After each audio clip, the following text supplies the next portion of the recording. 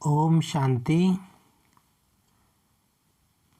आज हम 3 मार्च 2024 बाबा की अव्यक्त मुरली से मेन पॉइंट्स देखेंगे। रिवाइज डेट है 21/11/1998। मुरली का सार है, सेवा के साथ देह में रहते विदेही अवस्था का अनुभव बढ़ाओ। देखते हैं मुख्य पॉइंट्स।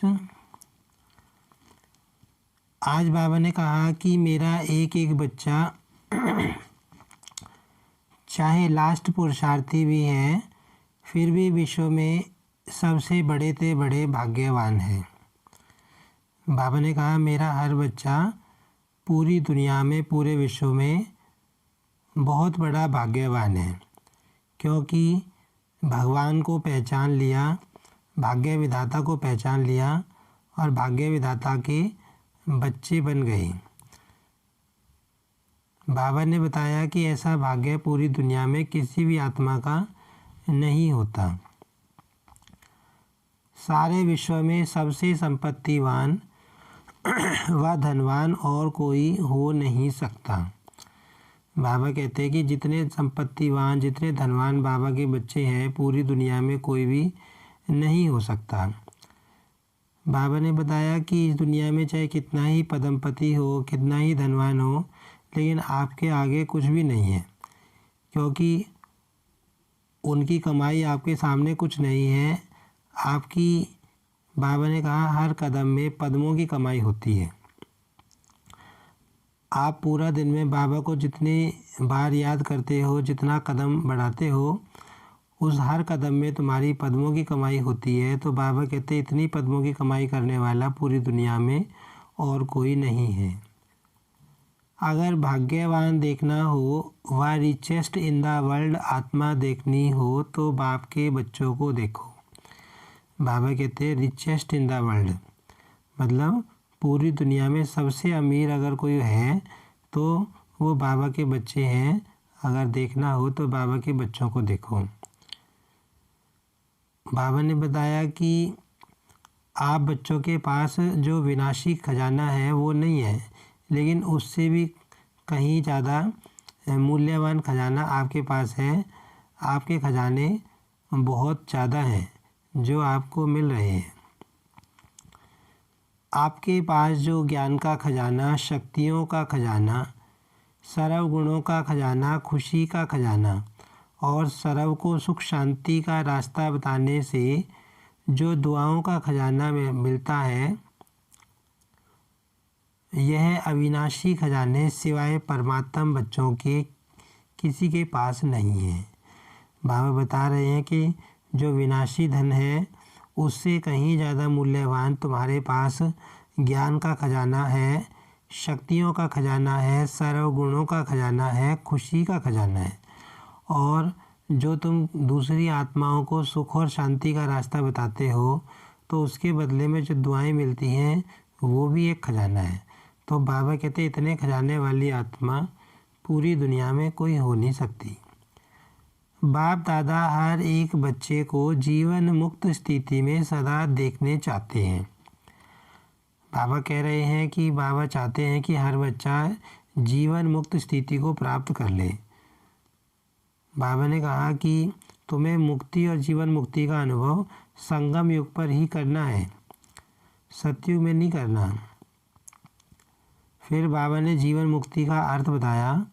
जीवन में रहते समय नाजुक होते, परिस्थितियां, समस्याएं, वायुमंडल डबल दूषित होते हुए भी इन सब प्रभाव से मुक्त। बाबा कह रहे हैं कि जीवन मुक्ति का अर्थ क्या है कि जीवन में जी रहे हैं, समय नाजुक आ रहा है, परिस्थितियां नाजुक हैं, समस्याएं बहुत आगे आई हुई हैं, वायुमंडल बहुत दूषित है, लेकिन इन सब का प्रभाव तुम्हारे ऊपर ना पड़े और तुम हमेशा खुश रहो। इसको जीवन मुक्ति बाबा कहते हैं। तो बाबा कहते हैं बच्चों को अभी जीवन मुक्त बनना है, सर्व बंधनों से मुक्त बनना है। फिर बाबा ने बताया कि कोई भी बंधन तुम्हारा यहाँ होना नहीं चाहिए। बाबा कहते प्रारब्ध है जीवन मुक्त की, कोई बंधन नहीं हो। आप लोग एक चित्र दिखाते हो ना, साधारण अज्ञानी आत्मा को कितनी रस्सियों से बंधा हुआ दिखाते हो। वह है अज्ञानी आत्मा के लिए लोहे की जंजीर। अब बाबा कहते हैं संगम युग पर जो तुम पुरुषार्थ कर रहे हो उसकी प्रारब्ध क्या है? भविष्य में तो मिलेगा, प्रारब्ध माने फल, भविष्य में तो मिलेगा, लेकिन बाबा कहते हैं इस समय भी प्रारब्ध तुमको मिलती है, वो है जीवन मुक्ति स्टेज। तो बाबा कहते हैं जैसे तुम्हारा एक चित्र है, अज्ञानी आत्माओं को दिखाया हुआ है कि कितने बंधन की रस्सियों में बंधा हुआ है, माना इस दुनिया में आत्माएं कितने बंधन में है, तो दुखी हैं। तो बाबा कहते हैं वो तो है लोहे की जंजीरें, लेकिन बाबा के बच्चों की लोहे की जंजीरें तो ख़त्म हो गई हैं, लेकिन जो सूक्ष्म जंजीरें हैं, बहुत बारीक जंजीरें हैं, महीन जंजीरें हैं, वो अभी भी रही हुई हैं। बाबा कहते हैं जब तुम ये समझते हो कि हम तो बहुत अच्छे बन गए हैं, हमारा अच्छा पुरुषार्थ चल रहा है, हम बहुत आगे बढ़ रहे हैं, बाबा कहते हैं ये भी बंधन की रस्सी है, बहुत महीन रस्सी है, ये महीन रस्सियाँ बंधन की भी तुम्हें ख़त्म करनी है। लास्ट स्टेज तो है देह से न्यारे विदेहीपन की। फिर बाबा ने बताया कि जो लास्ट स्टेज है ना, जो तुमको प्राप्त करनी है, वो है विदेहीपन की। विदेही बनने का अभ्यास बाबा कहते तुमको बहुत होना चाहिए। शरीर में आए और शरीर से डिटैच हो गए, इस अभ्यास के ऊपर तुम्हें बहुत बहुत अटेंशन देना है। चाहे प्रकृति के पांचों ही तत्व अच्छी तरह से हिलाने की कोशिश करेंगे, परंतु विदेही अवस्था की अभ्यासी आत्मा बिल्कुल ऐसा अचल अडोल पास विद ऑनर होगा जो सब बातें पास हो जाएंगी। बाबा कहते कि अगर तुम्हारा विदेही बनने का अभ्यास होगा तो प्रकृति के पांचों तत्व भी तुम्हें हिलाने की कोशिश करेंगे, लेकिन हिला नहीं पाएंगे, तुम उसमें भी अचल अडोल रहोगे और पास विद ऑनर हो जाओगे। बाप दादा सेवा के लिए मना नहीं करते और ज़ोर शोर से करो, लेकिन सेवा और स्थिति का सदा बैलेंस रखते चलो। और बाबा ने बताया कि तुम सेवा कर रहे हो, खूब सेवा करो, लेकिन सेवा और स्व की स्थिति, माना स्व की स्थिति भी एक समान बनी रहे, उसके ऊपर भी ध्यान रखो, बैलेंस बनाकर रखो।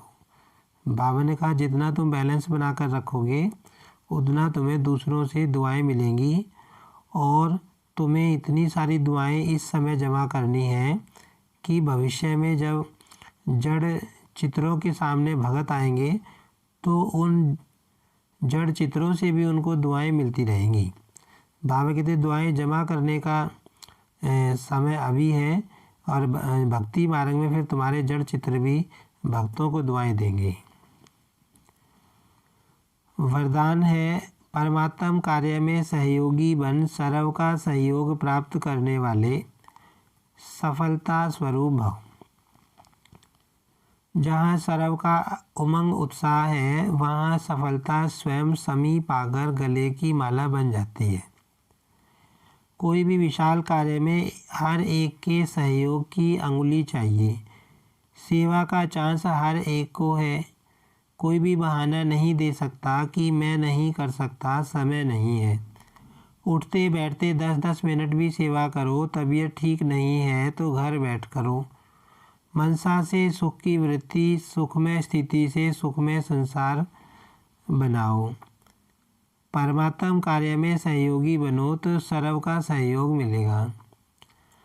अब बाबा बता रहे हैं कि जब सबका उमंग उत्साह होता है, सब खुश होते हैं, तो सफलता अपने आप मिलती है। और कोई कितना ही बड़ा कार्य हो, जब सबके सहयोग की उंगली लगती है तो बाबा कहते हैं सफलता अपने आप गले का हार बन जाती है। और बाबा ने बताया कि सेवा का चांस हर एक आत्मा के पास है। कोई ये नहीं कह सकता कि मुझे सेवा का चांस नहीं मिलता, क्योंकि बाबा ने बताया है कि चलो स्थूल सेवा कोई नहीं कर सकता, बीमार है, वाचा सेवा नहीं कर सकता ज्ञान सुनाने की, लेकिन मनसा सेवा बाबा कहते हैं हर आत्मा कर सकती है। बाबा ने कहा उठते बैठते 10-10 मिनट मनसा सेवा भी करो, चाहे तबीयत ठीक नहीं है घर बैठे भी करो, तो मन से जो तुम्हारे सुख की वाइब्रेशन निकलेगी, अगर तुम्हारी सुखमय स्थिति है तो उससे भी सुख की वाइब्रेशन निकलती है और पूरी दुनिया की आत्माओं को मिलती है। तो बाबा कहते हैं तुम मनसा सेवा भी कर सकते हो। तो बाबा का कहने का भाव है कि तुम्हें सबको सेवा करनी है और सबको सहयोग की उंगली देनी है, जिससे नई दुनिया आएगी और विश्व परिवर्तन होगा। स्लोगन है, प्रकृति पति की सीट पर सेट होकर रहो तो परिस्थितियों में अपसेट नहीं होंगी। बाबा कहते हैं तुम्हें अपने स्वमान में स्थित रहना है कि तुम प्रकृति पति आत्मा हो, तो कोई परिस्थिति तुमको डिस्टर्ब नहीं करेगी। स्वमान आज की मुरली से हम लेंगे, मैं सफलता स्वरूप आत्मा हूँ। ओम शांति।